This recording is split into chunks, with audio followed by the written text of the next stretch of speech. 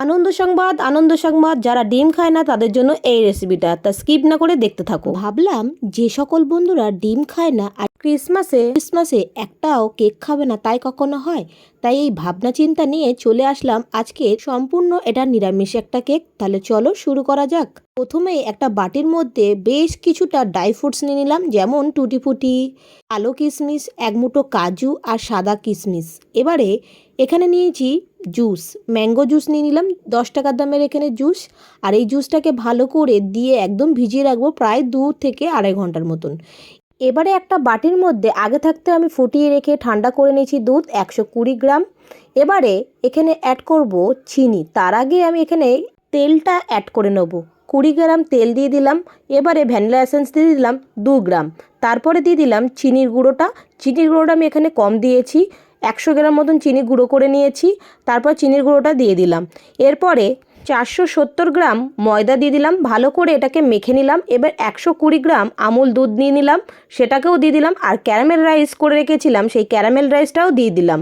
এখানে ক্যারামেল রাইসটা তোমাদের পছন্দ মতনই কালার রাখতে পারো, কমিয়ে বাড়িয়ে। এবারে দিয়ে দিলাম ওই যে আগে থাকতে টুটি ফুটিগুলো ভিজিয়ে রেখেছিলাম জুসের মধ্যে, সেটা দিয়ে দিলাম।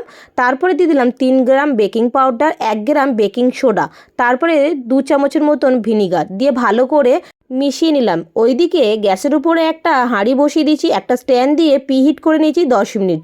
আর কেক মোল্ডটার মধ্যে আমি অয়েল ব্রাশ করে একটু ময়দা ডাস্ট করে নিয়েছি। এবারে এটাকে কেক মোল্ডটা বসিয়ে দিয়েছি। আর কেক মোল্ডটা বসিয়ে দেওয়ার পর একদম লো টু মিডিয়ামে রেখে এদিকে আমি আর একটা পয়েলের মধ্যেও বানিয়ে তোমাদেরকে দেখাচ্ছি, যাতে তোমরা এই পয়েলের মধ্যেও বানাতে পারো। এবার দেখো প্রায় 20 মিনিট পর আমি এটাকে একটু খুলে নিয়ে কাজু কিশমিশ এবং চেরি দিয়ে আবারও ডেকোরেশন করেছি। পয়েলের মধ্যে যে কেকটা বানাতে দিয়েছি সেটা হয়ে গেছে, যেহেতু পয়েলটা খুবই পাতলা তাড়াতাড়ি এটা হয়ে গেছে, এটা 25 মিনিটের মধ্যে হয়ে গেছে।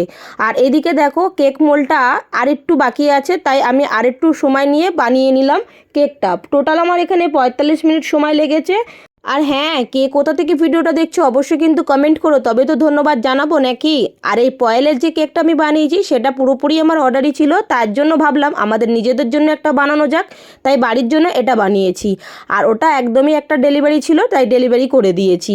ভিডিওটি যদি ভালো লেগে থাকে অবশ্যই লাইক কমেন্ট শেয়ার করে পাশে থাকবেন। ভালো থাকবেন, সুস্থ থাকবেন। আবার কোনো নতুন রেসিপির সাথে দেখা হচ্ছে। বাই।